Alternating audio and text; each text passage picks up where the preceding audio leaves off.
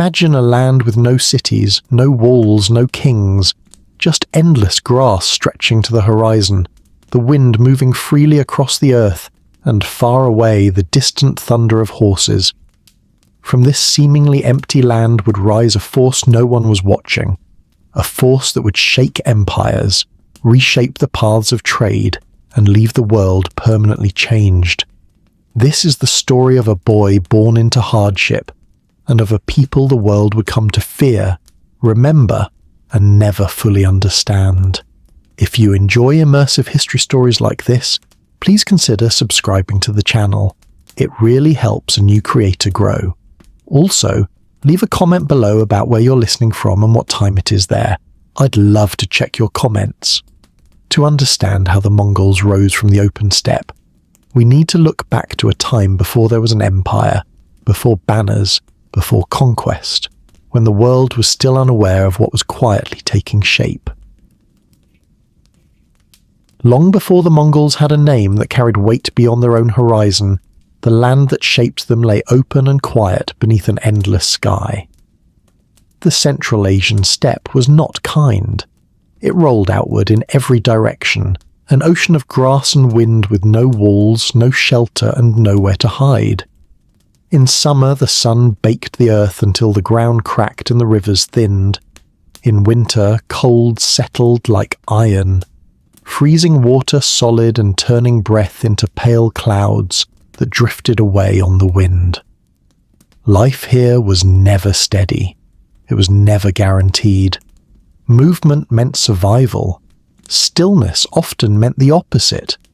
People lived as the land required them to live. Families followed their herds, lifting their camps before the grass disappeared beneath hooves and teeth. Felt tents were raised quickly and taken down just as fast, leaving little trace behind. What could not be carried was left behind. Possessions were few. Hunger was familiar. Loss was expected. From an early age, children learned that the world did not promise fairness, only the chance to endure. On the steppe, weakness did not linger for long. Patience mattered, awareness mattered, and above all, the horse mattered. Riders moved with a confidence that came from necessity, not pride. They crossed distances that settled people could barely imagine, guided by memory, stars, and instinct. Wealth was counted in animals that could be lost overnight. Honor was measured by loyalty shown in hard moments. A person's fate was tied closely to the strength and choices of their kin. There were no nations here, no borders drawn in ink, no maps that held authority over the land. There were only tribes, bound together by blood, shared memory, and old grievances that rarely faded. Feuds passed quietly from one generation to the next. An insult remembered could wait years before returning as violence. Alliances formed through marriage, necessity, or fear, and dissolved just as easily when conditions changed. Trust was scarce. Betrayal was not unusual. A brother could become an enemy. A friend could turn away when winter closed in and food ran thin. Survival often demanded decisions that left little room for mercy. Even family bonds, strong as they were, could stretch and fracture under pressure. Leadership on the steppe was never secure. Birth alone was not enough. A chief had to prove himself again and again, through strength, through judgment, and through generosity. A leader who could not protect his people, or who kept wealth while others starved, would soon find himself alone. Followers did not argue. They simply drifted away, joining stronger camps, leaving weakness behind without ceremony. This was the world that shaped the Mongols long before anyone beyond the grasslands noticed them.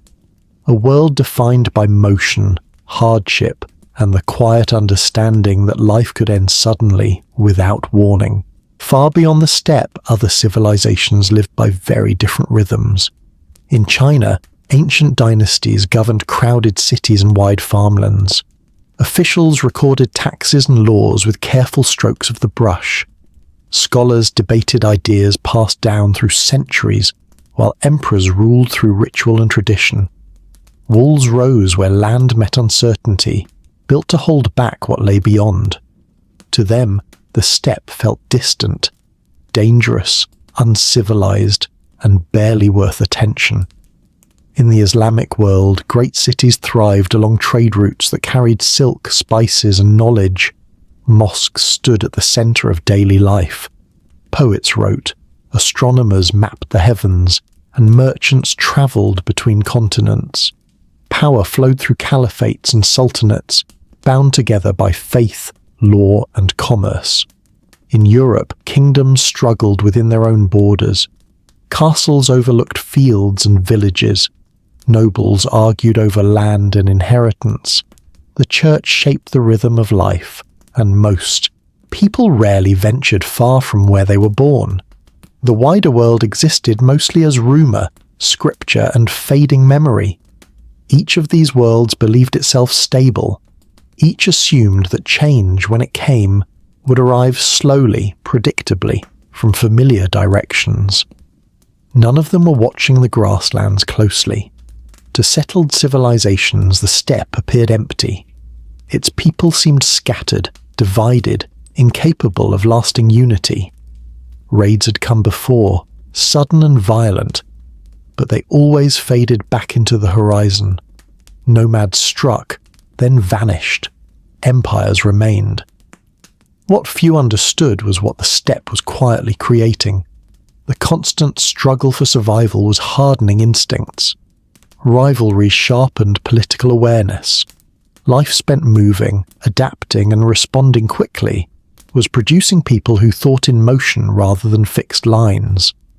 And the repeated lessons of loyalty and betrayal were shaping leaders who learned, slowly, what truly held people together and what caused them to fall apart. Change was already stirring across the grasslands, not as an army, not as a kingdom, but as an understanding still taking shape. A sense that unity could mean survival, that loyalty might be earned rather than inherited. That strength, once organized, could reach farther than anyone imagined. For now, the steppe remained unchanged. Wind passed through tall grass. Camps rose and fell with the seasons.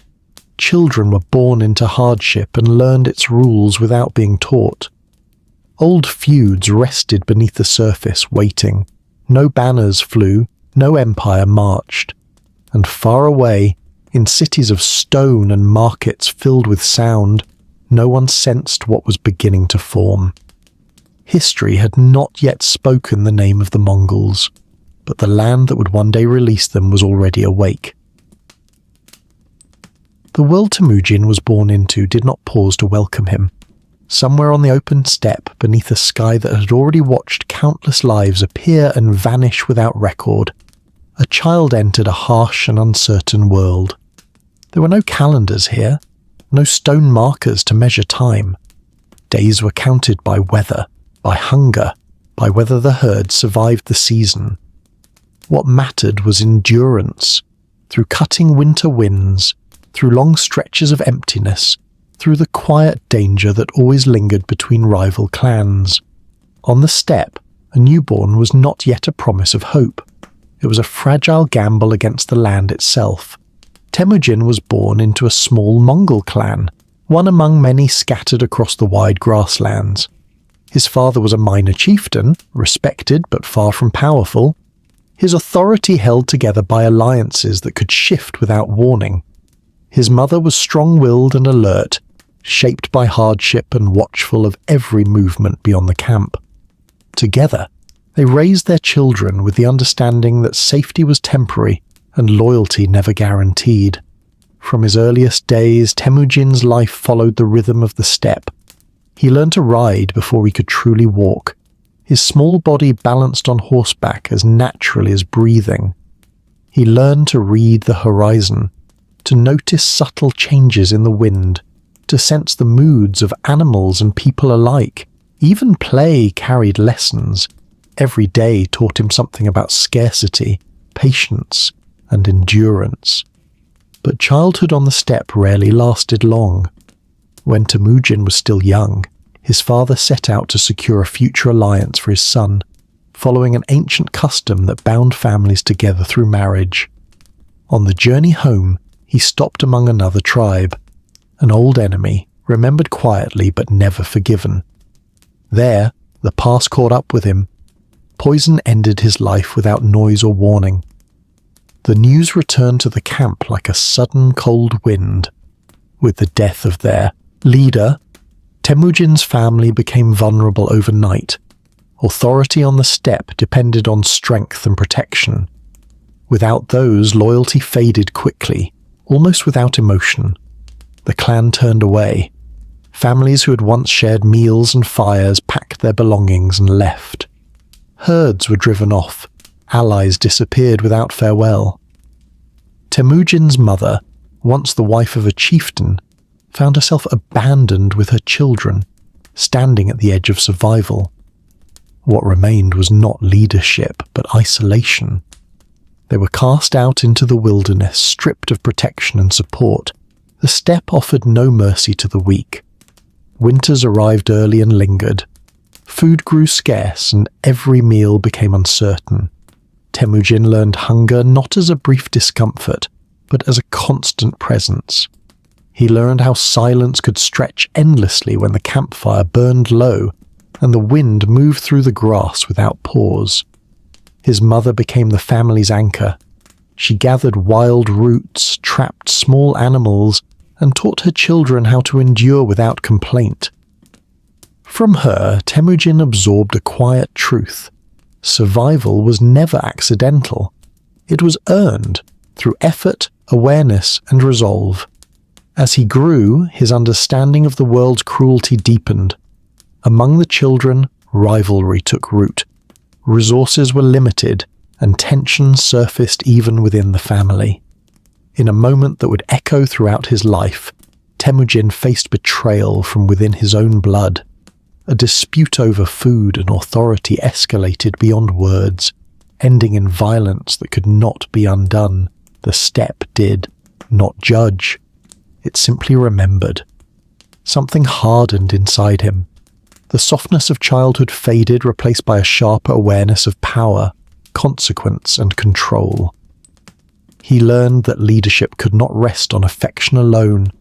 It demanded decisiveness. It demanded strength. Yet Temujin was not alone in every struggle. As a young boy, he formed a bond with another child from a neighboring clan. Through ancient custom, they swore brotherhood, binding themselves not by blood, but by shared fate. In a world where trust was rare, this bond offered a brief sense of belonging. Together, they spoke of strength and unity, imagining a future larger than survival alone. But even brotherhood on the steppe was fragile. As Temujin entered adolescence, danger followed closely behind. Rivals saw opportunity in his vulnerability. He was captured, bound, and held by a hostile tribe, displayed as a warning rather than treated as a person. Shackled and watched, he learned what it meant to be powerless. Yet even here, the steppe revealed another truth. Not all loyalty was false. Not all bonds broke under pressure. With quiet resolve and the help of a few who chose compassion over fear, Temujin escaped. He fled into the darkness, moving silently through grass and shadow, guided by instinct and desperation. The experience marked him deeply. Freedom, he learned, was never given. It was taken, often at great risk. When he returned to his family, he was no longer only a survivor. He had become observant, cautious, and sharply aware of human nature. He remembered who had abandoned him. He remembered who had helped him. These memories did not fade. They settled within him, shaping how he would judge loyalty in the years ahead. Slowly, almost without notice, people began to gather around him. They were not drawn by noble birth or inherited power. They came because Temujin shared what little he had, because he rewarded effort, because he protected those who stood beside him. In a world governed by old hierarchies and rigid bloodlines, this approach felt different, quiet, but powerful. Temujin listened. He watched. He learned. He understood that hunger could unite people more strongly than tradition, that fairness could inspire loyalty where fear failed, that strength, when paired with purpose, could draw followers who stayed not out of obligation, but belief. The boy who had been abandoned by his own tribe began, quietly, to build something of his own. The steppe remained unforgiving. Old feuds still burned. Violence hovered at the edges of every alliance. But Temujin was no longer drifting within it. He was shaping himself against it, using its lessons rather than being crushed by them. Loss had taught him what weakness invited. Betrayal had taught him caution. Survival had taught him adaptability. And hardship had given him a vision, still unspoken, still incomplete, of unity forged not by blood alone, but by shared purpose. He did not yet know that history would remember him as Genghis Khan. For now he was simply Temujin, a young man of the steppe, hardened by loss, sharpened by struggle, and quietly gathering the tools that would one day change the world. As Temujin moved from boyhood into early manhood, the steppe continued its quiet lessons. The land didn't respond to hope or intention. It answered only strength, awareness, and timing. Those who understood this endured. Those who did not faded quietly into the grass. Temujin was learning quickly, shaped not only by hunger and hardship, but by the people who walked beside him, and by those who would not remain. Among them was Jamuka. They had met as children, drawn together by chance and the old customs of the steppe. Jamuka came from a noble lineage, raised with the expectation that leadership would one day be his. Temujin came from exile and loss, carrying the memory of abandonment like a shadow that never fully left him. They were different in origin, different in promise, yet something familiar passed between them. They swore brotherhood through the ancient custom of Anda. The ritual itself was simple, a shared oath, a moment beneath the open sky, but its meaning was heavy. Two lives bound together beyond blood, beyond tribe. On the steppe, where trust was fragile and betrayal common, such a vow carried real weight. To be Anda was to share fate, to stand together when the land and its people turned unforgiving. For a time, they did. Temujin and Jamuka rode the grassland side by side, speaking of the future beneath wide skies and quiet stars. They shared food taken from uncertain hunts, danger that arrived without warning, and ambition that had not yet hardened into rivalry. In those early days, the bond felt solid. Each recognized strength in the other, different in shape, but equal in force. Yet even then, something unsettled moved beneath the surface. Jamuka believed in the old order. To him, leadership flowed naturally from noble blood and tradition. Power was inherited, reinforced by lineage and custom, protected by the authority of the past. Temujin, shaped by loss and rejection, saw the world differently. He believed loyalty was earned, not assumed. That a leader proved his worth through action, fairness, and shared hardship. The steppe offered no judgment. It allowed both visions to exist, until they could no longer move together. As the years passed, their paths slowly pulled apart. Jamuka gathered followers from respected clans, men drawn to his heritage and his promise of restoring traditional hierarchy. Temujin attracted those with little to lose, outcasts, younger sons, men overlooked or discarded by tribal elites. He offered protection, shared spoils, and treated loyalty as something alive, strengthened by experience rather than inherited by birth. What had once been brotherhood gradually became distance. Distance became suspicion. Suspicion became rivalry. The Anda oath strained under the weight of ambition and belief. Whispers moved between camps. Allies shifted without explanation. The grasslands, vast and open, could not contain the growing tension between the two men. Separation became inevitable. Jamuka chose the path of aristocratic authority, aligning himself with powerful tribes and embracing leadership rooted in birthright. Temujin continued to build quietly, reinforcing loyalty through fairness and shared struggle. Their camps drifted farther apart, yet the bond between them never vanished completely. It lingered as memory, unfinished, unresolved. When conflict came, it did not arrive all at once.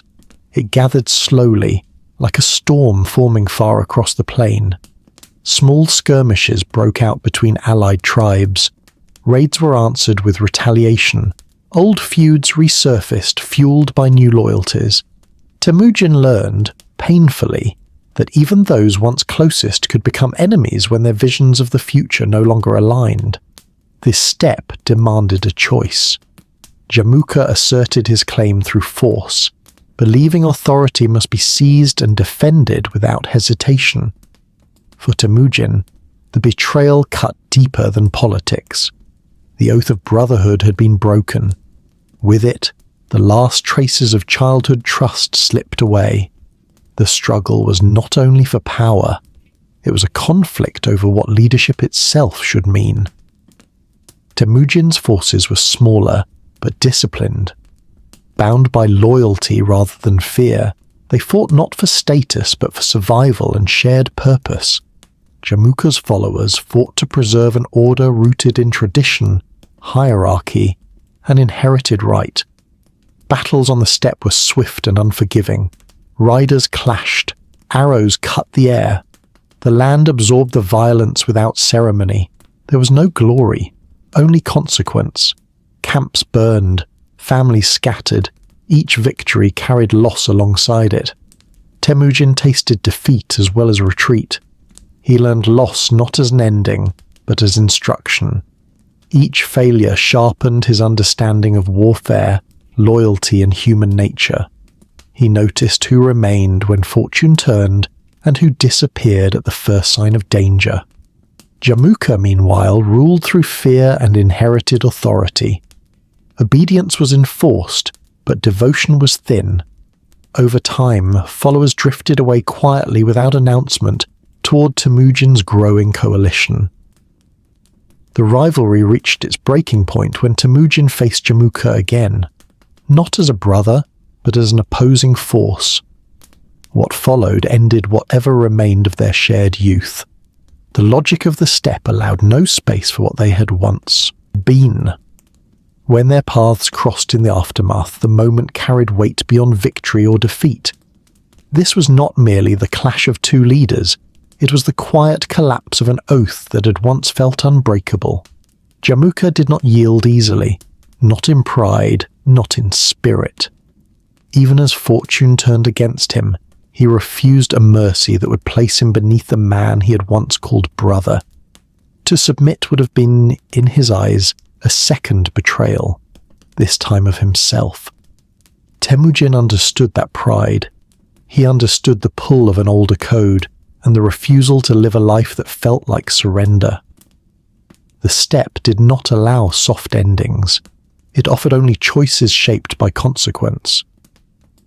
From that moment forward, Temujin carried Jamuka's memory not as a triumph to celebrate, but as a lesson that never faded. A reminder that unity demanded sacrifice, and that leadership would always cost more than it promised. The steppe watched in silence as Temujin moved on. Brotherhood had taught him loyalty. Betrayal had taught him caution. Rivalry had given him clarity of purpose. These lessons settled deep within him, shaping the man he was becoming. The boy who once dreamed beside a brother under the stars was gone. In his place stood a leader tempered by loss, guided by vision, and slowly preparing to reshape the world that had forged him. The steppe had watched many leaders rise and fall. Names came and went with the seasons. Camps gathered, then scattered again. But Temujin was different. For years, his name did not spread through songs or formal proclamations. It travelled the way news often did on the steppe, quietly, from one fire to the next, from one rider to another late at night, when horses were fed and the wind had settled. Men spoke of a leader who shared hunger with his people, who remembered kindness, who did not forget betrayal. Temujin never announced himself as great. He worked. Those who began to gather around him were not bound by blood or ancient tradition. They were bound by experience. Many had been cast aside by powerful clans. Many had watched old alliances collapse the moment protection vanished. Hunger was familiar to them. So was loss. Under Temujin, they found something rare on the steppe. Not comfort, but fairness. Leadership, as he practiced it, was direct and personal. A man rose because he proved himself useful. Not because of his father's name, not because of his clan's history. Hunters who understood terrain became scouts. Fighters who showed discipline became commanders. Former rivals stood side by side, not because they trusted each other yet, but because survival demanded it. Slowly, this began to change the grasslands. Tribes that had once existed only as isolated camps started to move together. Old feuds did not disappear, but they grew quieter. There was less room for them. Food had to be shared. Camps had to move in coordination. Temujin did not erase identity. He simply placed it beneath something larger. Loyalty shifted, almost without announcement, from clan to cause. Not everyone accepted this. Traditional leaders pushed back. They called his followers outcasts. They dismissed his authority as temporary, unnatural, dangerous. On the steppe, lineage had always mattered. Temujin answered these challenges without speeches. He answered them with order. Camps were organized carefully. Supplies were counted. Orders were clear. Punishments, when they came, were firm but predictable. No sudden cruelty, no favoritism. In a world where chaos was normal, this consistency itself became power. Men knew what was expected of them. They knew what failure would cost, and they knew that effort would be noticed. As Temujin succeeded, more people arrived. Some came cautiously, watching from the edges before committing. Others came with nothing, leading tired horses and carrying little more than hope. Victory did not make Temujin reckless. Defeat did not send him into panic. Each campaign, whether successful or costly, taught him something. How far riders could push before exhaustion, when to strike, when to retreat, when to wait. More than anything, he learned how fragile unity could be. Fear could gather people quickly. It could not keep them. Temujin spoke to his followers plainly. He ate with them. He listened. Spoils were divided openly where everyone could see. No one was invisible. No one was untouchable. Loyalty was not demanded. It was earned, reinforced day after day through action. Gradually, the balance of power on the steppe shifted. Rival tribes faced choices. Some fought, clinging to old hierarchies that had already begun to fail them. Others surrendered early, sensing that resistance would only delay the inevitable. Temujin treated both outcomes with the same steady calm. Those who joined him were not absorbed carelessly. Old loyalties were broken apart and reshaped. Units were mixed deliberately. Brothers in arms replaced blood ties. The steppe, fractured for generations, was changing shape. Then came the gathering. On an open stretch of grassland, leaders, warriors, and elders assembled. Horses stood quietly. The wind moved through the tall grass, bending it in slow waves. There were no walls, no palaces, no monuments to mark the moment. Decisions were made under the open sky, as they always had been. There, Temujin received a new name, Genghis Khan. It was not shouted, it was acknowledged. The title carried more than authority. It carried agreement, a recognition that the scattered world of tribes had ended and something unified had taken its place. The moment was solemn, almost restrained. There was no celebration, only understanding. Genghis Khan did not linger. Unity, once achieved, could still be lost. He moved immediately to strengthen what had been built. Laws were spoken and remembered. Theft, betrayal, and disobedience carried clear consequences. Courage and loyalty were rewarded just as clearly. These rules were not meant to comfort. They were meant to last. The army changed with them. Forces were reorganized into structured groups, each responsible for the others. Commanders were chosen for ability, not status. Orders flowed cleanly, but initiative was encouraged.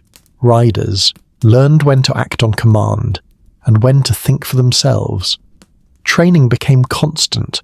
Horses were rotated and cared for. Weapons were standardized. Messages moved quickly across long distances, carried by riders who knew the land as well as their own breath. What emerged was no longer a loose collection of warriors, but a disciplined force capable of moving as one. Yet fear was never the only tool. Genghis Khan listened carefully, especially to those who had proven themselves through experience. He borrowed ideas wherever they worked. If a former enemy possessed knowledge, it was kept. Adaptability was not weakness. It was survival. Under his rule, the steppe grew quieter. Raiding between Mongol tribes slowed, then stopped. Trade moved more freely. Families travelled with less fear than they had known in generations. Order replaced the constant uncertainty that had defined life on the grasslands for so long. Beyond the steppe, people began to notice. Reports travelled outward, of an army that moved faster than expected, of tribes once divided now acting together. To outsiders, the Mongols still seemed distant, even disorganized. Few understood what was forming behind the horizon. Genghis Khan looked outward, carefully. He believed his people had been shaped by hardship for a reason. Hunger had taught endurance. Betrayal had taught caution. Unity had given them strength. Organization had given them direction. What lay ahead was uncertain, but no longer unreachable. The boy, once abandoned by his own tribe, now commanded countless riders. The man who had learned survival through hunger and loss now ruled through loyalty and law. The rise of Genghis Khan was not sudden. It was slow, earned, patient.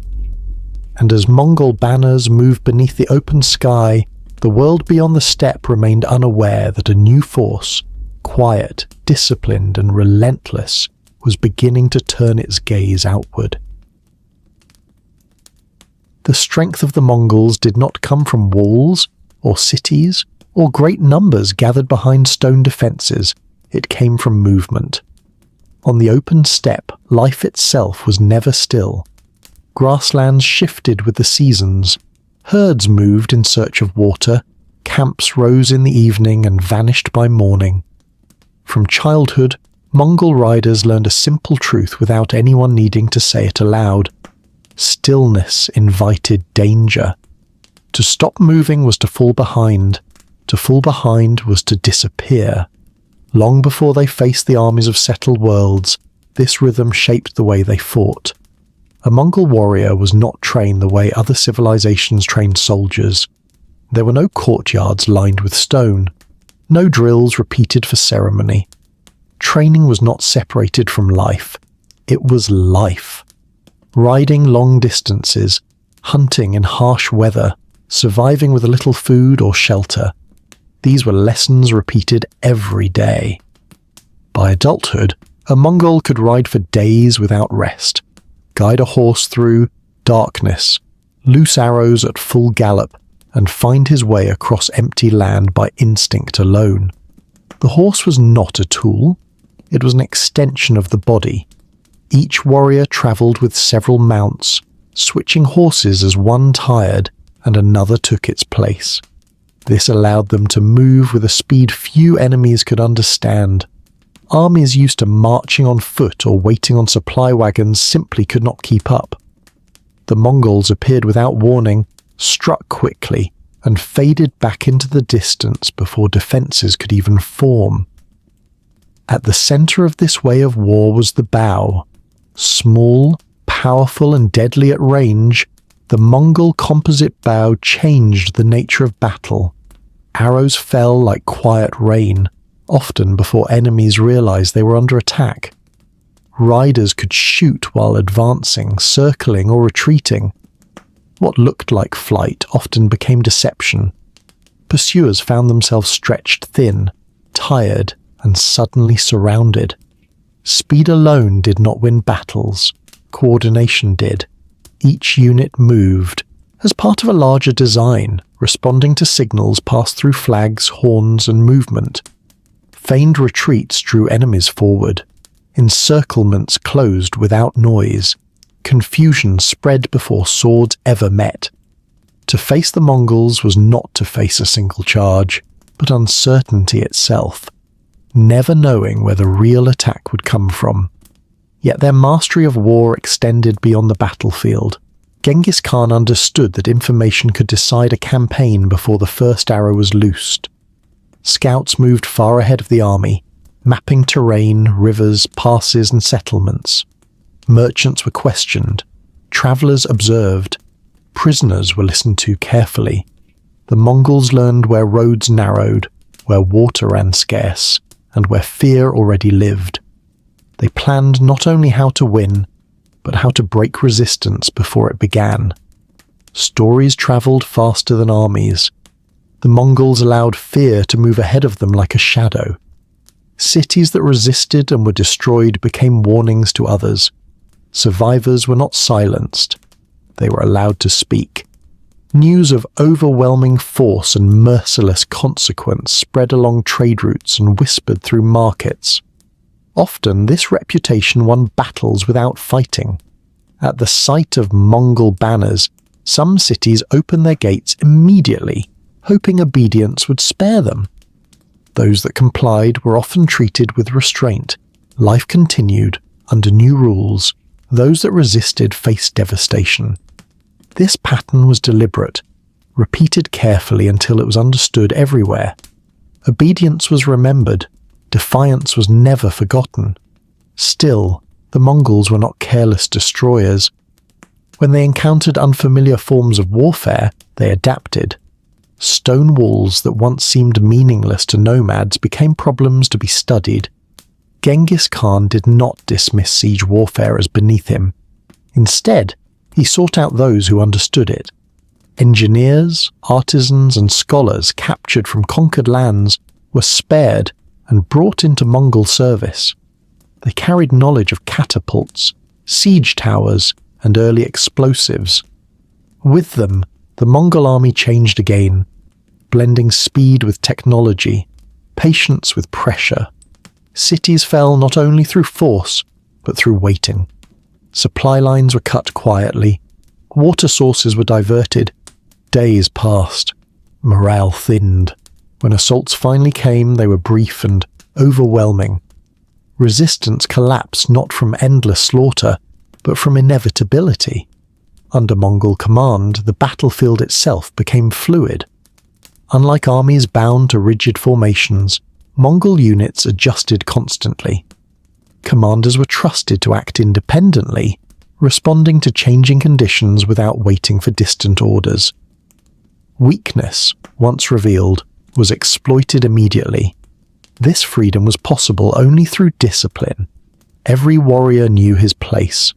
Orders were followed without hesitation. Cowardice endangered the whole and was punished without exception. Loyalty was reinforced through shared hardship and shared reward. Yet discipline did not mean rigidity. Innovation was encouraged. If a tactic worked, it was adopted. If it failed, it was abandoned. Tradition held no authority over effectiveness. This willingness to change gave the Mongols an edge over enemies bound by habit and expectation. Many misunderstood them. To outsiders, the Mongols seemed like raiders, wild, impulsive, chaotic. This illusion proved costly. What appeared reckless was deliberate. What seemed unorganized was carefully controlled. The Mongol way of war was not driven by rage or cruelty. It was driven by clarity.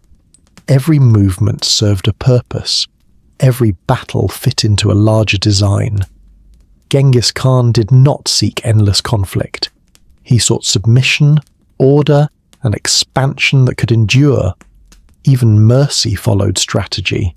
Skilled individuals were protected and valued. Traders were guarded.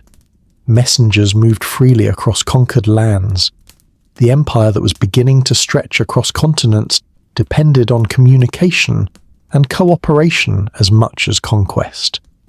This balance reshaped the political world.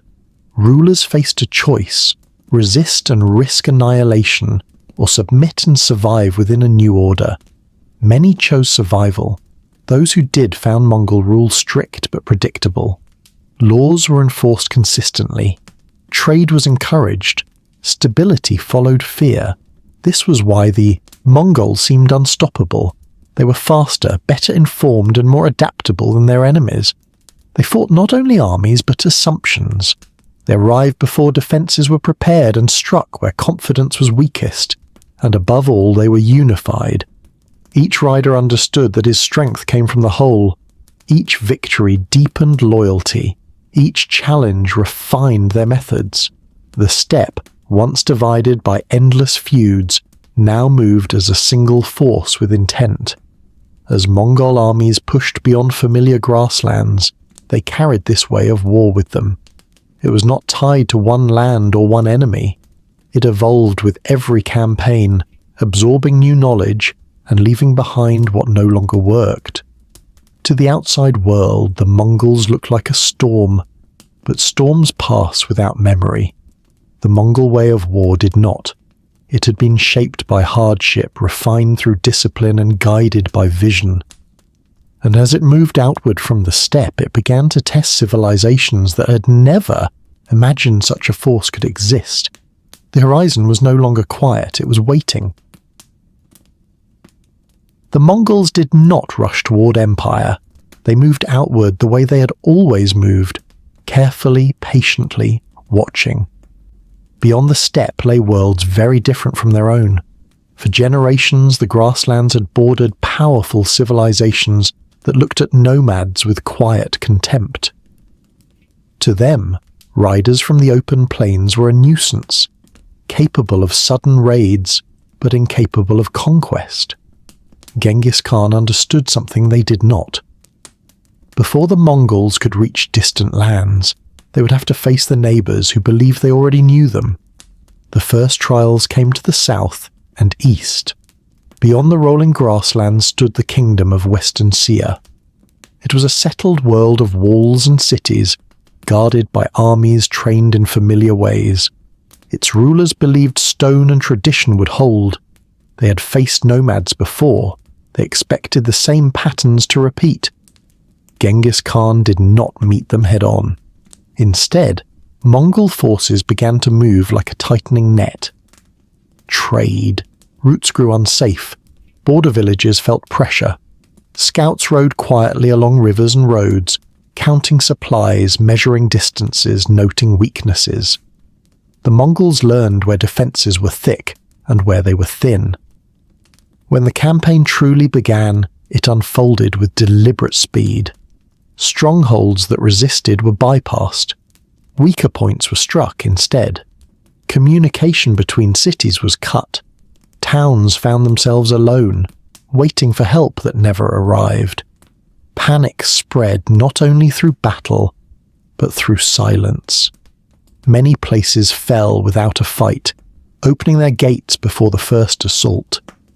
Western Sia's armies were unprepared for this kind of war. They were trained to face enemies who advanced in lines, who waited to be challenged. Against speed and deception they struggled. Mongol horse archers harassed supply lines, pulling defenders into open ground. Feigned retreats drew pursuers farther and farther from safety. Each clash drained confidence as much as strength. When the Mongols turned their full attention to cities, the shock deepened. Walls that had stood for generations faced methods never meant for the steppe. Engineers captured from earlier campaigns brought new knowledge. Catapults hurled stone and fire. Trenches crept closer. Water sources were diverted. Days passed. Nights grew longer. Time itself became a weapon. The Mongols did not hurry. They surrounded. They waited. They watched morale weaken behind the walls. When cities fell, the outcome was clear. Resistance brought destruction. Submission brought survival. The pattern repeated until it was understood everywhere. Western Sia eventually bent, becoming a vassal rather than a ruin. It was a turning point. A nomadic power had forced a settled kingdom to bow. The world beyond the steppe began to pay attention. A city renowned for learning and devotion, Bukhara had known prosperity for generations. Its walls were strong, its people confident. Yet when the Mongols arrived, resistance broke quickly. Genghis Khan entered the city without celebration. No shouted triumph, only cold resolve. The consequences of defiance were made unmistakable. Bukhara was broken, its institutions shattered. Word of its fall spread across the Islamic world like distant thunder. If Bukhara could fall, no city could feel secure. From there, the Mongols moved on Samarkand. Samarkand was the jewel of the Khwarazmian Empire, rich beyond measure, steeped in culture, protected by formidable defences. Its rulers trusted numbers and walls. Armies were gathered. Preparations were made. The Mongols surrounded the city patiently. Defenders fought bravely, but bravery could not overcome isolation. Supplies thinned. Morale faltered. Mongol tactics adapted again and again, turning every defense into a weakness. When Samarkand fell, it marked more than defeat. It marked the collapse of the empire's heart. The destruction that followed was unlike anything the region had known. Cities emptied, populations scattered or vanished. Irrigation systems that had sustained life for centuries were ruined, turning fertile land into silence. The Mongols were not only conquering territory, they were erasing resistance itself. Fear ran ahead of the armies. Cities surrendered without battle, hoping submission would bring mercy. Some were spared. Others, remembered for defiance, were not. The pattern was ruthless, but consistent. Genghis Khan wanted the world to understand the cost of betrayal. The Khwarazmian ruler fled. Once powerful, once feared, he became a fugitive, pursued across his own collapsing empire. He watched cities fall behind him, authority dissolving as quickly as it had formed. For the Mongols, the campaign changed everything.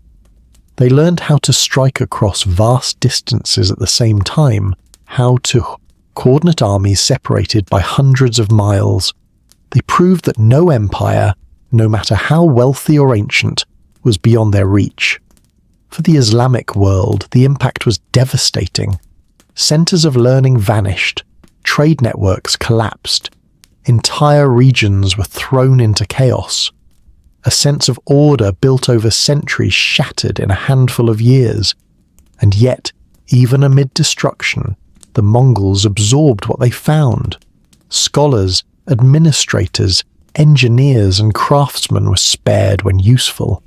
Knowledge travelled alongside devastation. Genghis Khan did not seek a dead world. He sought a world that submitted, ordered according to his rule. Still, the cost was beyond measure. The land bore scars that would last generations. Rivers changed course. Cities never recovered. Stories of terror hardened into legend, passed down as warnings of what followed defiance. This was the moment the Mongol Empire crossed a threshold. No longer a rising power on civilization's edge, it became a force capable of reshaping the world's center. The steppe's reach stretched deep into Islamic lands, and its shadow darkened. Genghis Khan had avenged betrayal, but in doing so, he unleashed destruction so vast that even his own followers struggled to grasp it. The empire expanded, but it carried fear and ruin alongside its banners. The Khwarazmian Disaster would be remembered not only as conquest, but as warning. The Mongols had shown what happened when diplomacy met arrogance, and as dust settled over ruined cities and silent fields, the empire moved on, relentless, unstoppable, and forever changed. The Mongol advance might have ended at the edges of China. Genghis Khan had secured his borders, his armies had been tested and hardened. Wealth and knowledge flowed inward from conquered lands, and trade routes stretched westward, linking distant worlds through caravans and quiet agreements. For a brief moment it seemed possible that conquest might slow, that stability might take root. What followed instead was catastrophe. To the west lay the Khwarazmian Empire, a vast, prosperous realm spread across Persia and Central Asia. Its cities were ancient and wealthy, alive with scholars, merchants, mosques, and markets filled with sound and movement. It stood at the crossroads of civilizations, binding the Islamic world to the east through trade, learning, and culture. Genghis Khan did not approach this empire as an enemy. He sent diplomats. A caravan of merchants set out across the open land, carrying goods, gifts, and words of goodwill. Genghis Khan sought trade, recognition, and peaceful exchange. To him, commerce was not weakness, it was stability. It was order built without bloodshed. But in the Khwarazmian court, suspicion spoke louder than wisdom. Local officials, driven by fear, arrogance, or ambition, accused the merchants of espionage. They were seized. Their goods were taken. Their lives were ended. When the news reached Genghis Khan, his response was measured. Not rage, but restraint. He sent envoys directly to the Khwarazmian ruler, demanding justice for the wrong that had been done. Those envoys were humiliated, and then they were killed. In that moment, diplomacy ended. The steppe had taught Genghis Khan many lessons, but none more deeply than this. Betrayal required response. To allow such an insult to pass would signal weakness, not only to enemies but to allies who trusted his protection. The decision that followed was absolute. The Mongol armies turned west. What began to move toward the Khwarazmian Empire was not a raid, and not a border, clash. It was a campaign planned with cold precision. Anger fueled it, but calculation guided it. Justice, as Genghis Khan understood it, would be delivered in full. The invasion unfolded with terrifying speed. Mongol forces advanced along multiple routes, crossing deserts and mountains long believed impassable. Cities that considered themselves safe woke to find Mongol banners at their gates. Defences collapsed beneath coordination and surprise. What should have taken years unfolded in months. The first great shock came at Bukhara, a city renowned for learning and devotion. Bukhara had known prosperity for generations. Its walls were strong, its people confident. Yet when the Mongols arrived, resistance broke quickly. Genghis Khan entered the city without celebration. No shouted triumph, only cold resolve. The consequences of defiance were made unmistakable. Bukhara was broken, its institutions shattered. Word of its fall spread across the Islamic world like distant thunder. If Bukhara could fall, no city could feel secure. From there, the Mongols moved on Samarkand. Samarkand was the jewel of the Khwarazmian Empire, rich beyond measure, steeped in culture, protected by formidable defences. Its rulers trusted numbers and walls. Armies were gathered. Preparations were made. The Mongols surrounded the city patiently. Defenders fought bravely, but bravery could not overcome isolation. Supplies thinned. Morale faltered. Mongol tactics adapted again and again, turning every defense into a weakness. When Samarkand fell, it marked more than defeat. It marked the collapse of the empire's heart. The destruction that followed was unlike anything the region had known. Cities emptied, populations scattered or vanished.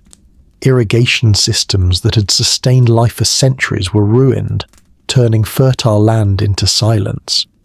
The Mongols were not only conquering territory, they were erasing resistance itself. Fear ran ahead of the armies. Cities surrendered without battle, hoping submission would bring mercy. Some were spared. Others, remembered for defiance, were not. The pattern was ruthless, but consistent. Genghis Khan wanted the world to understand the cost of betrayal. The Khwarazmian ruler fled. Once powerful, once feared, he became a fugitive, pursued across his own collapsing empire. He watched cities fall behind him, authority dissolving as quickly as it had formed. For the Mongols, the campaign changed everything. They learned how to strike across vast distances at the same time, how to coordinate armies separated by hundreds of miles. They proved that no empire, no matter how wealthy or ancient, was beyond their reach. For the Islamic world, the impact was devastating. Centers of learning vanished, trade networks collapsed, entire regions were thrown into chaos. A sense of order built over centuries shattered in a handful of years. And yet, even amid destruction, the Mongols absorbed what they found. Scholars, administrators, engineers and craftsmen were spared when useful. Knowledge travelled alongside devastation. Genghis Khan did not seek a dead world. He sought a world that submitted, ordered according to his rule. Still, the cost was beyond measure. The land bore scars that would last generations. Rivers changed course. Cities never recovered. Stories of terror hardened into legend, passed down as warnings of what followed defiance. This was the moment the Mongol Empire crossed a threshold.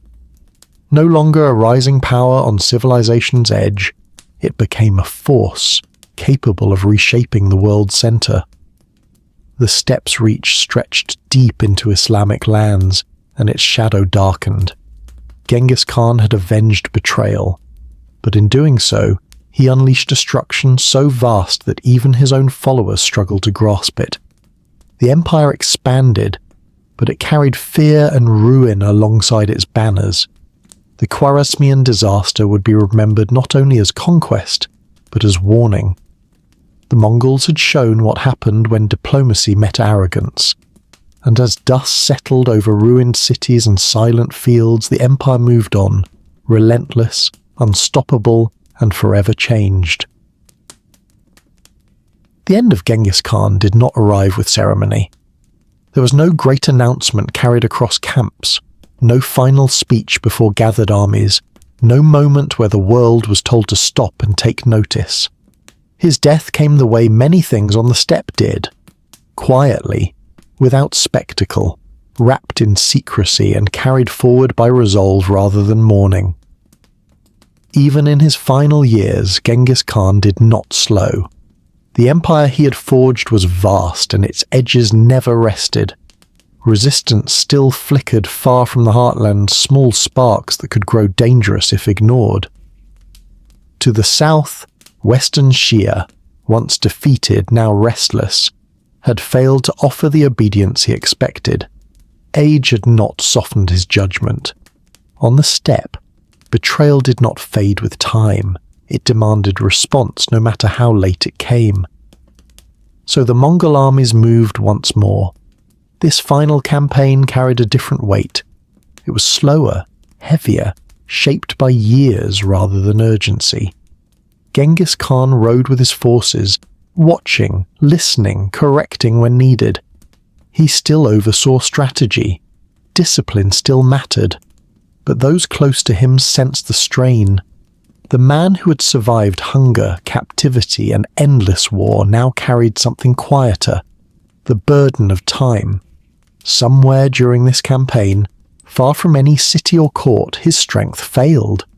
Whether it was an injury or illness was never clearly recorded. Some spoke of a fall from a horse, others whispered of sickness or wounds that had never fully healed. The truth was guarded closely. On the steppe, not every ending needed explanation. Some were meant to remain uncertain. What mattered was not how he died, but what followed. Genghis Khan gave clear orders. His death was to remain secret until the campaign was finished. The Mongols obeyed without question. To reveal his passing too soon could invite hesitation, rebellion, or opportunistic resistance. The empire he had built could not afford uncertainty, not even for mourning, and so the armies moved on. Victories were claimed. Commands continued to flow. To most, it seemed as though their leader still lived. Only a small circle carried the truth, holding it with the same discipline that had defined the Mongol way of war. Silence became part of strategy. When the campaign finally ended, the truth was released carefully. There was mourning, but it was restrained. No disorder followed, no collapse. The Mongols did not fall into chaos or grief. They had been prepared for this moment long before it arrived. Genghis Khan had spent years ensuring that the empire would not depend on his presence alone. His body was returned to the steppe. The burial was carried out in absolute secrecy. According to legend, the funeral procession killed anyone who crossed its path, ensuring no one could ever reveal the grave's location. Horses were driven over the ground afterward, trampling the earth until no sign of disturbance remained. Even those who guarded the burial were said to have been killed, sealing the secret forever. Whether every detail belongs to history or to myth, the outcome was the same. The grave of Genghis Khan vanished into the land that had shaped him. No tomb marked the place. No monument rose above the grass. No stone carried his name. The steppe itself became his memorial, wide, silent, and unclaimed. In death, as in life, he did not stand above the land. He returned to it. And yet, he did not truly leave. The empire continued to move. Succession unfolded with structure, not confusion. Authority passed through systems he had already put in place. The laws he established remained. The military order held. Commanders acted according to principles he had drilled into them through years of discipline and shared survival. The Mongol Empire did not fracture at the moment of his death. Instead, it advanced. Armies rode on beneath familiar banners. Campaigns expanded into new lands. Territories were claimed in his name. His sons and generals carried forward his vision, not as imitators, but as heirs to a system designed to endure beyond a single life. For those within the empire, his death was not a symbol of weakness. It was a reminder of mortality. Genghis Khan had never claimed immortality. He had claimed necessity, only long enough to build something lasting. The unity he forged was stronger than any one man, even the man who had created it. Stories of him spread further after his passing. Some remembered him as a lawgiver, others as a destroyer. Many feared his name long after he was gone, but among his own people he was remembered differently, as the man who took chaos and shaped it into order, who gathered scattered tribes and turned them into a nation. The steppe returned to its quiet rhythms. Grass bent beneath the wind. Camps rose and fell with the seasons. Horses traced old paths. Life continued much as it always had, even as the empire reached outward beyond the horizon. Genghis Khan's life had begun in abandonment and hardship. His death passed quietly, hidden from the world. What remained was something unprecedented. A living empire, still moving, still expanding, now forced to prove that it could survive without the man who had forged it. The Mongols would answer that challenge soon enough. When Genghis Khan died, the Mongol Empire did not pause. There was grief, but it did not spill into chaos. Riders still moved, orders were still carried, camps still rose and fell with the rhythm of the steppe. The system he had built continued forward, guided by habit, discipline, and a shared understanding of duty. The question was no longer whether the empire would survive, but how it would change without the man who had created it. Leadership passed to one of his sons, Ogedei Khan. Ogedei had not been shaped by exile or abandonment. He had grown up within an expanding empire, watching conquest from inside its movement rather than from its margins. Where his father had been hardened by hunger and betrayal, Ogedei was steadier, more measured. He listened carefully. He considered advice.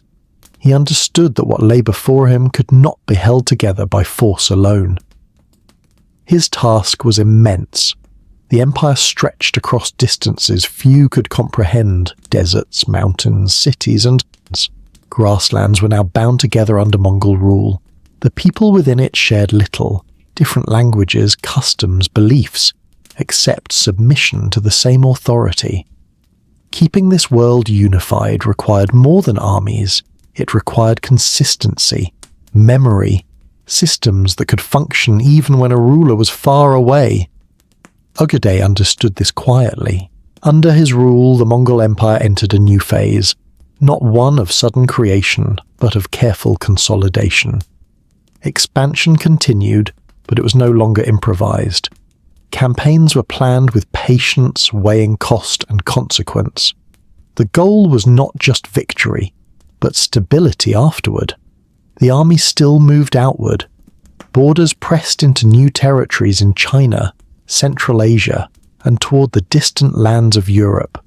Generals followed the principles their founder had established. Discipline remained firm, orders were obeyed. Yet beneath the steady movement of conquest, something quieter was forming. The empire was learning how to govern. Ogedei strengthened the yasa, the legal code associated with Genghis Khan. These laws were not gentle, and they were never meant to be. Theft, corruption, and betrayal carried punishment. Merit was recognized. Authority was clearly defined. There was little room for confusion. For the Mongols, law was not an idea to admire, it was a tool to use. The yasa applied across regions and cultures, creating a shared framework of order. Local customs were often allowed to continue, as long as they did not challenge Mongol authority. This balance, firm rule combined with practical tolerance, reduced rebellion and eased the strain of ruling over distant lands. Administration grew steadily more complex. Systems of taxation were introduced. Census taking recorded populations and resources. Relay stations stretched across the empire, allowing messengers to travel astonishing distances with speed and reliability. Orders that once depended on personal loyalty now moved through organized channels, reaching commanders who had never seen the ruler's face. The capital became a place of coordination, not display. Officials from conquered lands were valued for their knowledge. Chinese administrators managed bureaucracy with practiced skill. Persian scholars advised on governance and finance. The Mongols absorbed expertise wherever it proved useful, unconcerned with origin, as long as results followed. This openness became one of the empire's strengths. Ogedei did not see foreign practices as threats. He saw them as tools. Governance, like warfare, had to adapt. What mattered was effectiveness, not tradition for its own sake. Still, the transformation brought tension. Some Mongols worried that ink and paper would weaken instincts sharpened by the steppe. They feared that comfort would replace discipline, that settled life would dull the edge that had carried them across continents. The memory of endless movement and hardship lingered uneasily beside the routines of administration. Ogedei walked carefully between these worlds. He preserved military readiness while encouraging order. He honored his father's legacy without freezing it in place. The empire was no longer defined only by conquest. It was learning to endure. Under his leadership, stability deepened. Trade routes became safer, roads were guarded, merchants travelled with confidence, knowing that harm done to them would be punished swiftly. Wealth flowed across regions, funding armies, administration, and continued expansion. Loyalty was reinforced not only by fear, but by predictability. Most importantly, the meaning of Mongol rule began to shift. It was no longer only about terror, it was about consistency. For those living under Mongol authority, this brought a strange sense of security. The laws were harsh, but they were enforced evenly. Arbitrary violence declined. Life, while constrained, became more predictable than it had been in generations. Ogedei's reign marked the height of Mongol unity. The empire functioned like a single organism. Decisions made at the center reached the edges with clarity. Generals acted with confidence, trusting that the structure behind them would hold. Yet even in this moment of balance, subtle changes were taking root. Reliance on systems over personal loyalty altered how power was understood. Future. Rulers would inherit laws and institutions, but not always the authority or vision needed to command them fully. The empire was strong, but it was also becoming more complex. Still, for a time, the balance held. The ferocity of the steppe had been tempered by structure. Conquest had been reinforced by law. Movement had been matched with governance. Ogedei Khan did not rule through legend or terror. He ruled through order. And under his steady leadership, the empire his father had forged reached across the world, not just as a conquering force, but as a functioning, unified realm, held together by systems designed to last beyond any single life. By the time the Mongols reached the edges of Europe, their reputation had already arrived before them. Stories travelled faster than riders. They moved from market to market, from monastery to castle hall. Stories of cities erased, of armies scattered, of rulers brought low in a single season. Yet to many in Europe, these tales felt distant, unreal, whispers from lands beyond forests and plains few had ever seen. To them, the world to the east was vague and half-imagined. The Mongols sounded like exaggeration. Another wave of raiders, frightening at first, then fading away like so many before. They did not fade. The Mongol advance into Europe began quietly, through the wide lands of the Rus principalities. This was a region already weakened by division. Cities competed instead of cooperating. Princes guarded their own power, suspicious of neighbours who shared their faith but not their trust. Old rivalries lingered, unresolved. It was a land unprepared for an enemy that thrived on fragmentation. The Mongols moved as they always did, quickly, deliberately. Scouts rode ahead, mapping rivers, forests, and roads. Information was gathered patiently without haste. When the attacks came, they felt sudden and overwhelming. Armies were raised too slowly. Messengers arrived too late. One by one, defences failed before they fully formed. Cities burned. Resistance collapsed. Princes fled, or fell. For those who lived through it, the experience defied understanding. The Mongols did not fight like any enemy Europe had known. They did not linger before walls. They didn't negotiate at length. They struck, withdrew, and returned from directions no one expected. A moment that felt like victory could dissolve into disaster before the sun had moved far in the sky. The fall of Kiev sent a tremor through the eastern edge of Europe. Once a centre of faith, trade, and memory, the city was reduced to silence. Its churches stood empty. Its streets echoed only with wind. This was not merely a military defeat. It was a message. The Mongols were no longer rumour or legend. They were present, real, and moving west. From there, the advance continued. Poland and Hungary lay ahead. lands shaped by castles, armoured knights, and armies trained for close combat. European warfare relied on formation, strength, and courage displayed openly on the field. Against familiar enemies, this system had held for generations. Against the Mongols, it failed. When Mongol forces entered Poland, they avoided fortified cities. They refused to fight on expected terms. Instead, they drew European armies into open ground. Knights charged with confidence, trusting armour and momentum to break their enemies. They found only empty space. Mongol riders scattered before the charge, retreating just far enough to stretch formations thin.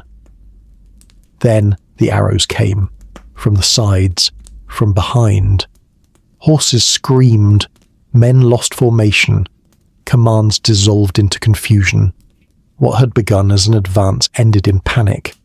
In Hungary, the pattern repeated, larger, harsher. The Hungarian king gathered his forces, believing numbers and discipline would hold the line. Rivers thought impassable were crossed. Attacks came from directions no one expected. Mongol units moved in coordination that European commanders could not match. Orders that relied on rigid hierarchy arrived too slowly. The defeat was devastating. News raced ahead of understanding. Across Europe, fear took root. Churches filled with prayer. Chroniclers searched for words to describe what they were witnessing. Some believed the Mongols were a punishment sent by God. Others whispered that the end of days had arrived. Kings and nobles prepared as best they could. Walls were reinforced, armies raised. Messengers rode desperately between courts, calling for unity that had never truly existed before. Yet the Mongols did not pause to allow Europe time to organize. They advanced. Smoke rose over open plains. Refugees fled westward, carrying stories of terror with them. For the first time in centuries, Europe felt exposed. The familiar rules of defense no longer applied. Castles and courage were not enough against an enemy that refused to fight by known patterns. And then, just as suddenly, the movement stopped. At the height of fear, with Europe open before them, the Mongol armies turned back. Camps were dismantled. Riders moved eastward, retracing paths marked by ruin and silence. The threat that had seemed unstoppable receded into distance. Europe was left stunned. The reason for the retreat was not mercy. It was not defeat. It was obligation. Far to the east, at the heart of the Mongol world, Ogedei Khan had died. According to Mongol law and tradition, leaders of the empire were required to return for the selection of a new ruler. Authority could not be assumed in absence.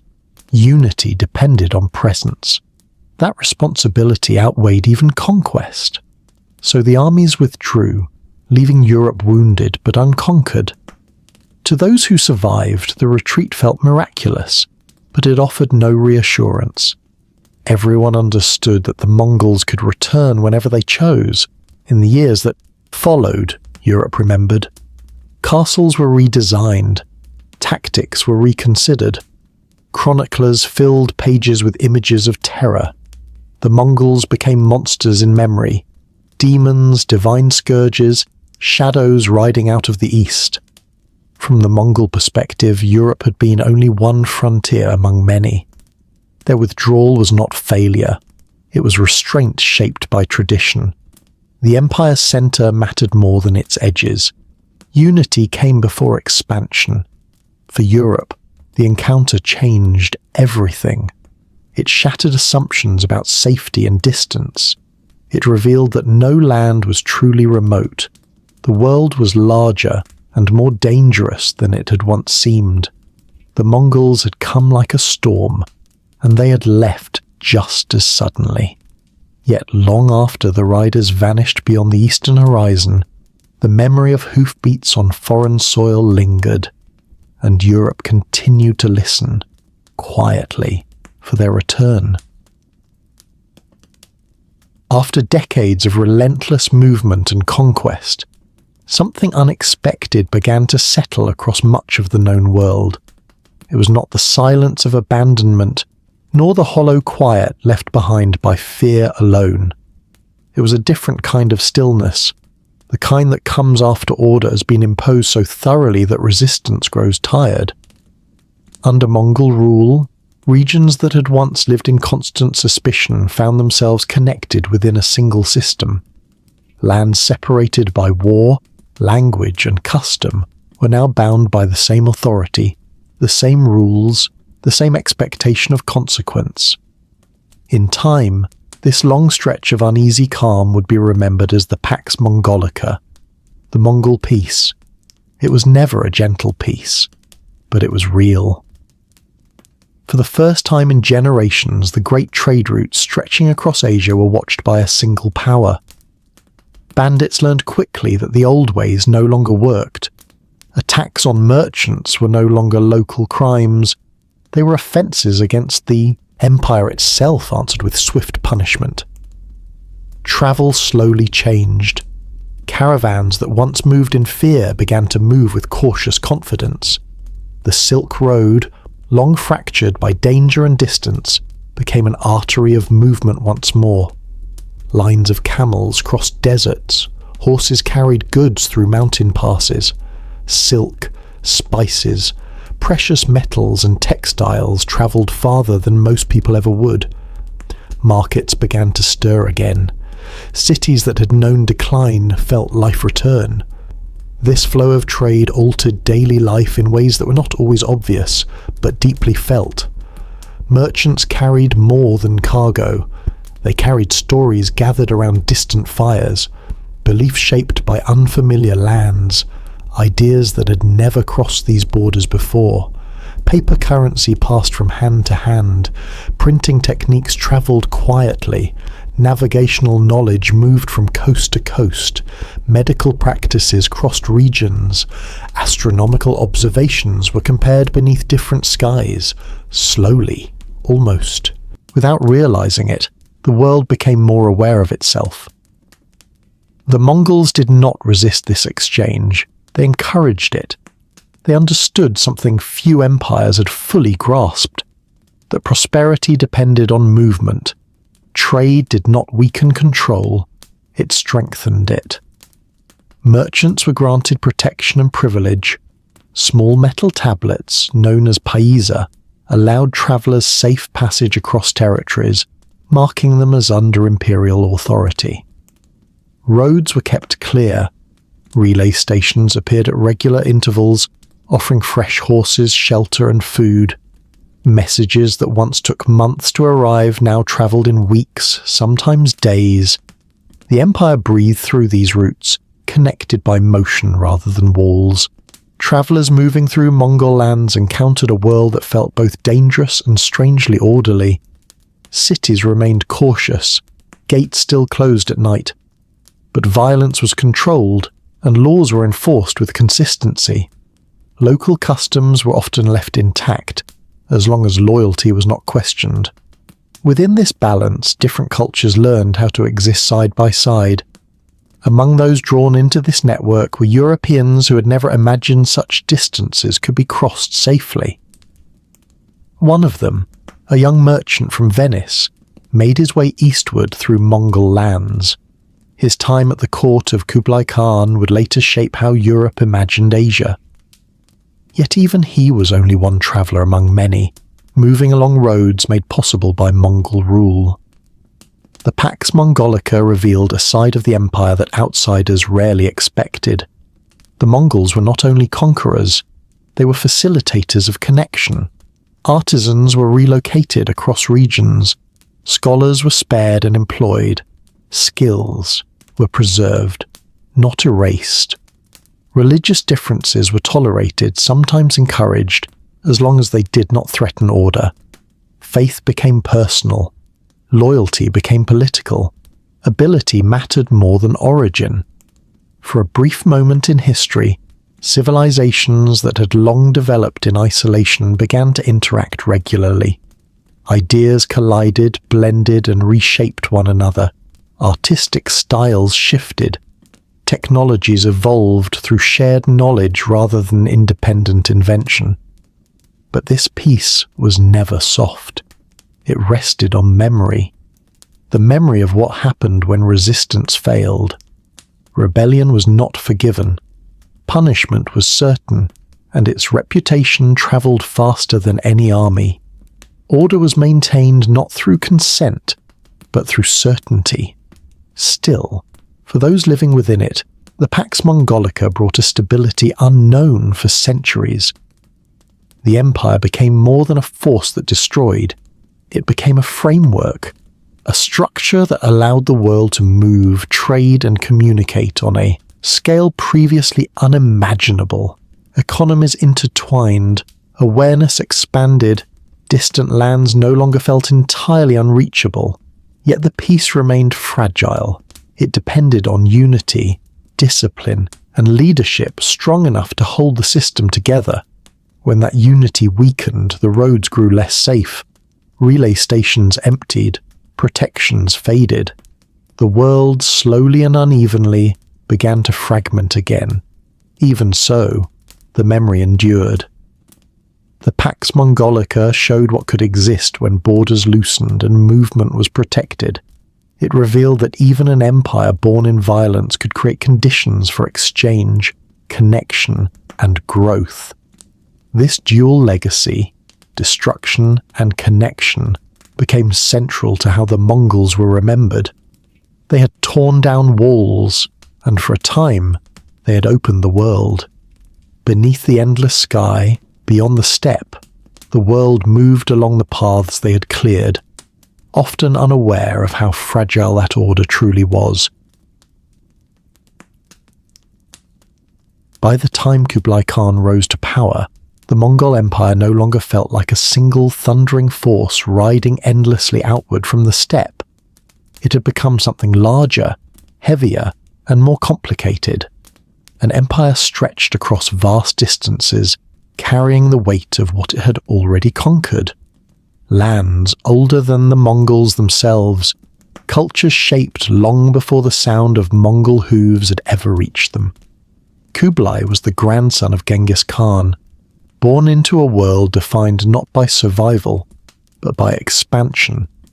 He had not grown up abandoned on the open grasslands, nor learned hunger as a constant companion in the same way his grandfather had. His childhood unfolded within an empire already in motion, already powerful, already feared. What he inherited was not a struggle to endure, but a challenge to rule.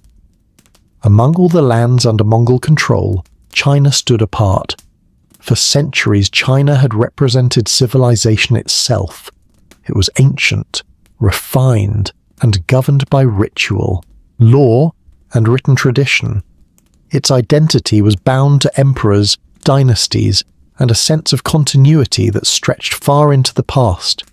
To rule China was not simply to hold territory. It was to step into a role shaped by thousands of years of expectation. Kublai Khan felt the pull of that vision.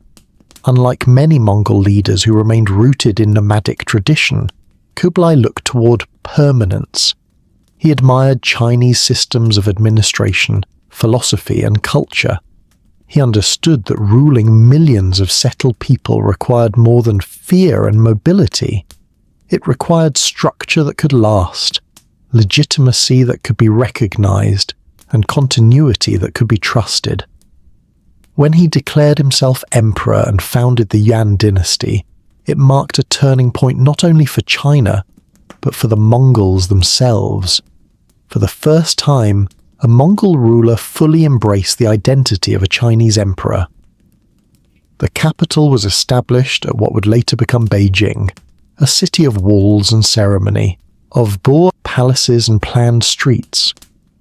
From this centre, Kublai governed not as a steppe warlord passing through, but as a ruler seated within stone and tradition.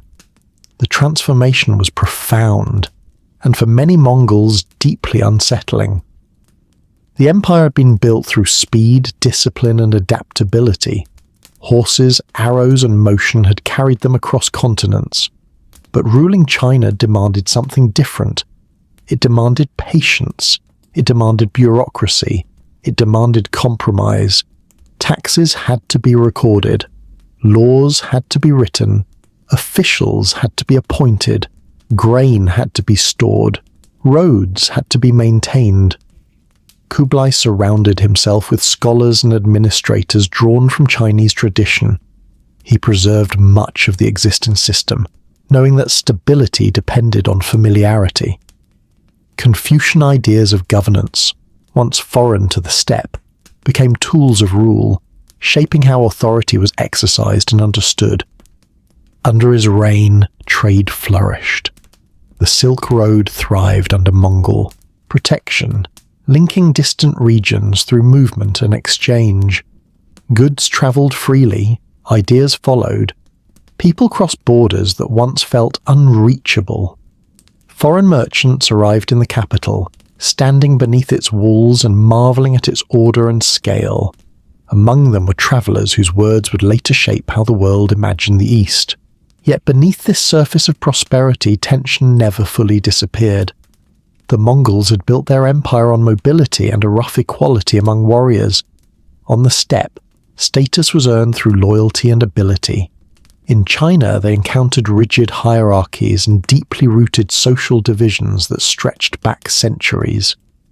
Many Mongol elites struggled to reconcile their identity with imperial life. They feared that adopting Chinese customs would soften them, that ceremony would replace instinct, that ink and paper would dull the skills forged beneath open skies. Life within palace walls felt narrow compared to the vastness of the steppe. Ritual replaced movement, records replaced memory, stillness replaced motion. Kublai stood between two worlds. He wore the robes of an emperor, yet carried the blood of the steppe. He spoke the language of governance, yet remembered the legacy of conquest. His vision was one of balance between nomadic strength and imperial order, but balance was fragile.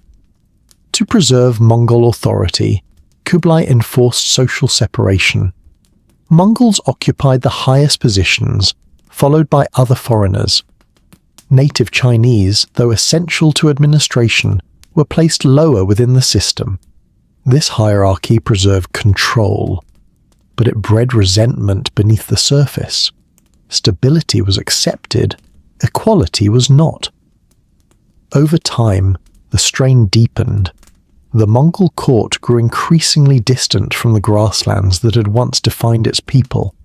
Younger generations were born within cities, raised among walls and bureaucracy, unfamiliar with the hardships that had forged their ancestors. The empire that had once surged forward through constant motion began to slow. Kublai Khan's reign marked the height of Mongol rule in China. It also marked the beginning of its transformation. The Mongols had achieved something unprecedented. They ruled one of the world's oldest civilizations, yet in doing so they were changed by it. Adaptation brought stability, but it also carried a cost. The conquerors adjusted to the world they governed, and that world reshaped them in return. As Kublai grew older, the energy that once drove expansion faded. Campaigns became more expensive and less decisive. Naval expeditions failed. The focus of the empire turned inward, toward administration rather than conquest. The dream of becoming true emperors had been realized, but it was fragile. The Mongol identity, once clear and unified, began to blur. Were they rulers of the steppe or emperors of China? Warriors or administrators? Nomads or sovereigns bound to cities and ceremony? There was no simple answer. Kublai Khan ruled longer than many expected, holding the empire together through authority and vision. Yet even he could not resolve the contradiction at the heart of Mongol rule in China. The Yuan dynasty stood as a testament to ambition and adaptation. It showed that the Mongols were more than destroyers, that they could govern, build, and sustain. But it also revealed that the very qualities that made them unstoppable conquerors were difficult to preserve within the walls of empire. When Kublai Khan finally passed from the world, he left behind a powerful state, and one already carrying the weight of compromise. The steppe was far away now, and the Mongols, once defined by endless motion beneath open skies, had begun to settle into a world that would slowly, quietly reshape them. The Mongol Empire had once moved as a single body. Orders flowed outward from one centre, carried by riders who crossed vast distances without pause. Armies advanced with shared purpose, loyalty, reinforced by tradition, law and memory, bound distant regions together beneath one vision. For a time it seemed as though the world itself had been gathered into motion. But empires built across enormous distances rarely remain whole forever. As generations passed, the weight of size began to press inward. The lands conquered by the Mongols stretched farther than any empire before them, from the shores of the Pacific to the plains of Eastern Europe. Between these edges lay deserts where caravans vanished into heat, mountains that swallowed sound, and cultures whose histories stretched back longer than the Mongol name itself. Governing all of this from a single centre became harder with each passing year, even with the Mongols' unmatched systems of communication. Slowly, almost imperceptibly, power began to drift outward. The empire did not shatter in rebellion, nor collapse in chaos. Instead, it divided quietly, taking on new shapes. Distinct realms emerged, each ruled by a different branch of Genghis Khan's lineage. These were not acts of defiance. They were responses to distance, identity, and necessity, adjustments made in order to endure. In the west, the Golden Horde took form. Its land stretched across the Russian steppe and into Eastern Europe, a region of wide grasslands and long winters. Here, Mongol rulers remained closer to the rhythms of nomadic life than many of their relatives elsewhere. They did not govern through dense bureaucracy. Instead, they demanded tribute. Local princes ruled their cities, collected taxes, and kept order, so long as payment arrived on time and obedience was maintained. For centuries, the Golden Horde's presence shaped the political life of the region. Cities learned to endure under its shadow. Some prospered, some resisted quietly. Mongol authority was often unseen, but it was always felt, like a pressure in the air, reminding rulers where true power lay. Further south, another world emerged.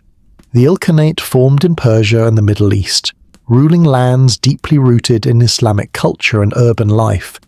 Here, the Mongols encountered a civilization defined not by movement, but by scholarship, faith, and stone-built cities. Over time, they adapted. Courts changed. Customs blended. Mongol rulers began to speak the language of their subjects, and eventually many adopted their faith. This transformation brought stability, but it also carried distance. The Ilkhanate became a center of art, architecture, and learning. Cities rebuilt, trade routes revived. Scholars and artisans found patronage under Mongol rule. Yet with each step deeper into settled life, the rulers of the Ilkhanate moved further from the traditions of the steppe and further from the authority of a unified Mongol center. Between east and west lay the Chagatai Khanate. Closer to the Mongol homeland, this region struggled to find balance. Nomadic roots pulled one way, settled influences pulled another. Loyalty to tradition competed with the demands of governance. Authority shifted often. Internal conflict was common. Unity was fragile, rarely holding for long. The Chagatai lands became more than a crossroads of trade. They became a crossroads of identity. In the east, the Yuan dynasty ruled China under the descendants of Kublai Khan. This was the most settled and administratively complex of all the Mongol realms. Its rulers governed from walled cities, presided over court rituals, and relied on Chinese bureaucratic systems refined over centuries. The empire here was vast, wealthy, and powerful, but it was also distant from the open grasslands that had once shaped Mongol strength. Though formidable, the Yuan stood apart. Its priorities lay in internal stability and governance, not coordination with distant relatives across the empire. Over time, the idea of a single Mongol authority ruling all regions faded into symbolism rather than reality. These Khanates shared ancestry, but not unity. Rivalries grew between branches of the family. Succession disputes weakened cooperation. Alliances shifted with circumstance. Wars were fought not only against external enemies, but among Mongols themselves, conflicts shaped by pride, memory, and competing visions of rule. The idea of a great Khan ruling all Mongols slowly receded. Each region faced challenges shaped by its own land and people. In some places, Mongol rulers adapted successfully. In others, resistance grew stronger with time. Local elites learned how to navigate Mongol authority, sometimes cooperating openly, sometimes undermining it quietly. The strength that had once come from centralized command began to thin. Messages took longer to matter, coordination weakened. Decisions were made in regional courts rather than under a single sky. The laws established by Genghis Khan remained, but they were interpreted differently from place to place, losing the force that once bound the empire together. And yet fragmentation did not mean immediate collapse. The Khanates endured for generations. They governed, traded, fought, and adapted. The Mongol world remained influential, even as it became more varied and divided than before. Still, something essential had changed. The Mongols had once been bound by shared hardship and constant motion. Now they were rulers of different worlds, shaped by the lands they governed. Over time, their identities shifted, softened, and adapted to their surroundings. The steppe no longer spoke with one voice. What had once been a single force moving outward had become a constellation of powers, each following its own path beneath the same distant legacy. The empire remained vast, but it was no longer unified. The division into Khanates marked the beginning of a quieter phase in Mongol history. Conquest slowed. Administration replaced expansion. Legacy began to weigh more than ambition. And as the Khanates settled into their separate destinies, a question lingered quietly beneath it all: whether an empire born from unity and motion could survive division, and whether the shadow of Genghis Khan could still hold together a world that had grown too large to be ruled as one. The Mongol Empire did not collapse in a single moment. There was no final battle that marked its end, no sudden disappearance from the world stage. Instead, decline arrived quietly, almost unnoticed at first, carried by forces that even the greatest conquerors could not fully command. Time began its work. Distance followed close behind. Change, slow and patient, settled into the foundations that had once made the Mongols unstoppable. One of the most devastating forces arrived without warning and without allegiance. Along the trade routes that had once carried wealth, ideas, and connection, something else began to travel. Caravans still moved across deserts and mountains, but they carried more than silk and spice. Cities linked by commerce also shared vulnerability. Illness moved silently along the same roads that had unified the empire. The plague spread without banners or armies. Populations thinned. Workshops fell quiet. Fields went untended.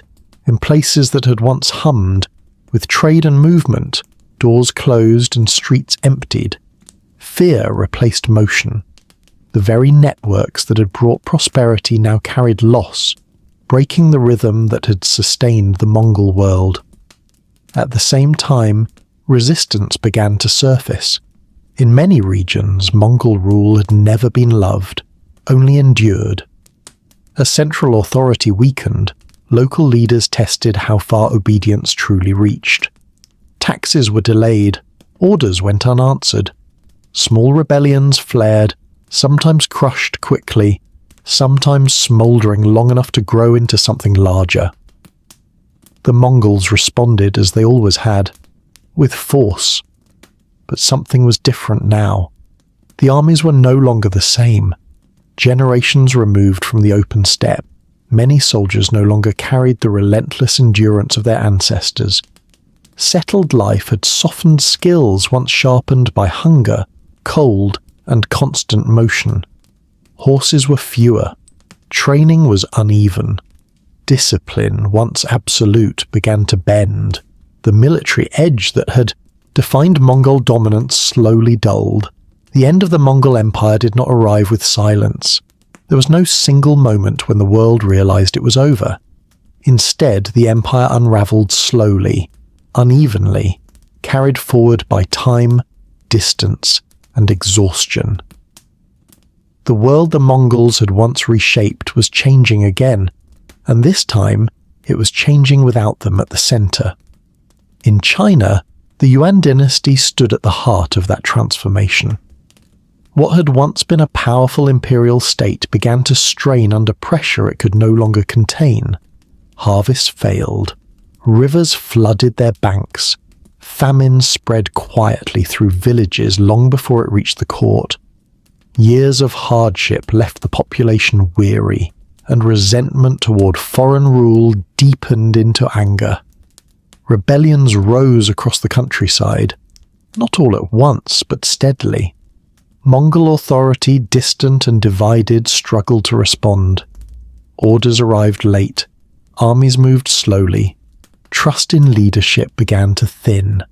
The court fractured. Decisions stalled. Leadership wavered. When rebel forces finally entered the capital, there was no great final stand. The Yuan dynasty collapsed not in flames, but in retreat. Mongol rulers fled north, leaving behind palaces, records, and ceremonies that no longer belonged to them. The dream of permanent imperial rule in China ended not with conquest, but with withdrawal. The steppe called them home. Internal struggles deepened the decline. Succession, once managed with careful intent, became a source of instability. Rival claimants fought for power within each Khanate. Assassinations replaced consensus. Reigns grew shorter. Courts became places of intrigue rather than unity. Resources that might have strengthened borders or restored order were consumed by internal conflict. Corruption followed close behind. Officials enriched themselves while authority weakened. Law was enforced unevenly. Trust in leadership eroded. The clarity and discipline established by Genghis Khan faded into memory, replaced by personal ambition and competing interests. Even the steppe itself was changing.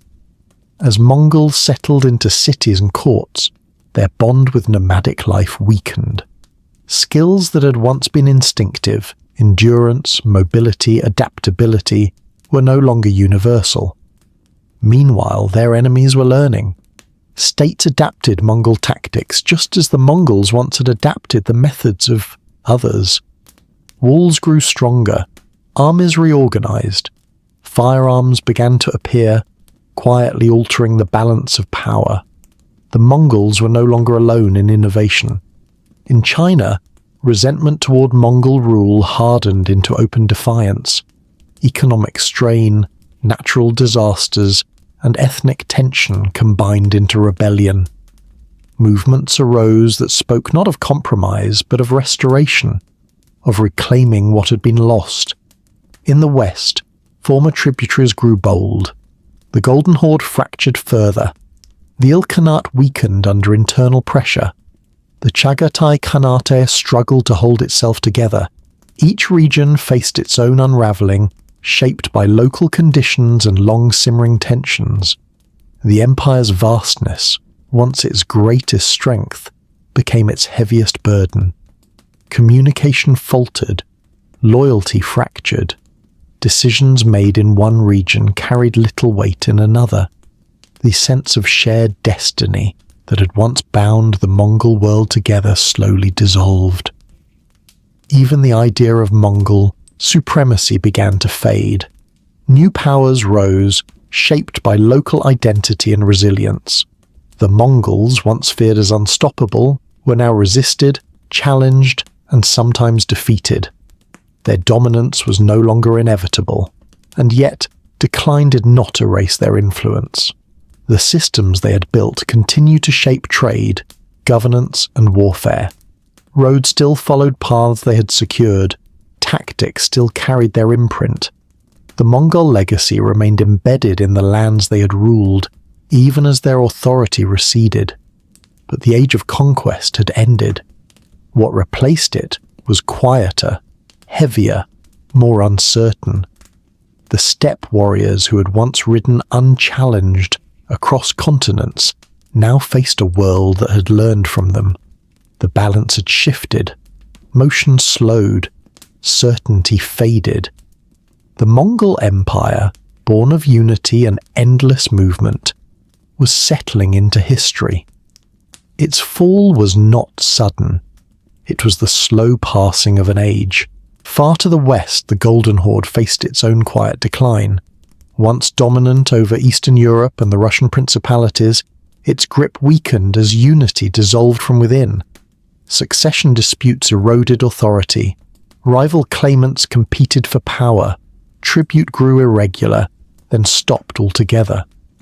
Cities that had once feared Mongol reprisal began to fortify themselves. Local rulers tested boundaries. Trade routes shifted away from Mongol control. The authority that had once enforced obedience from afar slowly faded into memory. The Golden Horde didn't vanish overnight. It fractured, splintering into smaller Khanates that struggled to maintain influence. The shadow of Mongol rule lingered across the plains, but its substance thinned with each passing generation. Across the former empire, the pattern repeated. The Ilkhanate dissolved under internal strain. The Chagatai Khanate fractured into competing factions. Regional rulers adapted, merged, or were replaced. The Mongol world, once united by motion and shared purpose, returned to fragmentation. The Mongols themselves changed. Some retreated fully to the steppe, returning to a nomadic life that felt both familiar and distant. Others remained in the lands they had once ruled, gradually absorbed into local cultures, languages, and faiths. The conquerors became part of history's background, no longer dominant but enduring in quieter forms. The empire was gone. But its presence did not disappear. Borders across Asia and Europe still bore the imprint of Mongol rule. Trade routes shaped and protected by Mongol authority continued to carry goods, people, and ideas long after the armies had gone. Technologies and tactics developed during the empire's expansion influenced warfare for generations. Even the memory of the Mongols endured. To some, they remained symbols of terror. To others, architects of connection. To many, they were both. They had risen from obscurity, united the steppe, and reached farther than any nomadic people before them. They had ruled cities they had never imagined, shaped civilizations older than their own, and then slowly faded back into the landscape that had given them life. The grasslands remained. Wind still moved through tall grass. Horses still traced ancient paths worn into the earth. Life continued, quiet, steady, indifferent, even as history closed one of its most dramatic chapters. The Mongol Empire had ended, but its echo remained, stretching across continents, across centuries, a reminder that even the greatest powers rise, transform, and eventually return to the quiet rhythm of the land from which they came. When the dust finally settled, the world the Mongols left behind was no longer the one they had entered. Their empire had begun in the open steppe, among people who owned no cities and built no walls. From there, it crossed mountains and deserts, passed through forests and rivers, and touched nearly every major civilization of its age. In time, it fractured and faded, retreating into memory and myth. Yet even as Mongol rule disappeared, its presence did not vanish. It lingered quietly, woven into the shape of history in ways that were not always visible, but rarely absent. The borders of the modern world still carry their imprint. Across Asia and Eastern Europe, lines of power shifted because of Mongol conquest and rule. Kingdoms rose where Mongol authority once stood. States learned, often painfully, how to organize, defend, and govern in response to a force that had once overwhelmed them. The political map was not redrawn by Mongol victories alone, but by what followed afterward: the rebuilding, the adaptations, and the long efforts to recover from their passage. The Mongols did not only break connections, they created them. Under Mongol rule, trade routes that had once been dangerous or fragmented grew safer and more reliable. Long roads linking China to the Mediterranean came under a single authority, protected by law and enforced by certainty. Merchants travelled farther than before, moving through lands that had once felt unreachable, carrying silk, spices, metals, and quiet ideas from one end of the world to the other. Knowledge moved with them. Paper-making, printing, gunpowder, and navigational tools spread westward. Medical practices, mathematics, and astronomy travelled eastward. Systems of taxation and administration crossed cultural boundaries. The world grew more connected, not because its people became the same, but because movement became possible on a scale never seen before. This exchange reshaped daily life far beyond the Mongol heartland. Cities flourished along trade routes. Markets expanded. New ideas took root in places that had once felt distant and isolated. Distance itself began to feel smaller, as awareness of a wider world slowly took form. Warfare changed as well. The Mongols forced their enemies to rethink everything they believed about battle. Heavy armor and static defense proved vulnerable to speed, coordination, and intelligence. Armies adapted, learning mobility, communication, and flexibility. Fortifications changed. Tactics evolved. Long after the empire itself had faded, these lessons remained, shaping how states prepared for war. But the Mongol legacy was not only practical, it was psychological. For centuries, the memory of Mongol armies lingered like distant thunder. In Europe, chronicles spoke of terror and devastation. In the Islamic world, the scars of destroyed cities became part of collective memory. In China, the Yuan dynasty stood as a reminder of foreign rule and transformation. Fear endured, but so did awe. The Mongols were remembered as a force that had emerged from nowhere, bound together not by walls or wealth, but by discipline, motion, and vision. Their story challenged long-held assumptions about power and civilization. It showed that dominance did not always come from ancient institutions, but could rise from adaptability and unity. Over time, myth took hold. Genghis Khan grew larger than life. Lawgiver, destroyer, founder, conqueror. Stories blurred into legend. Numbers expanded. Deeds grew heavier with each retelling. Fear magnified memory.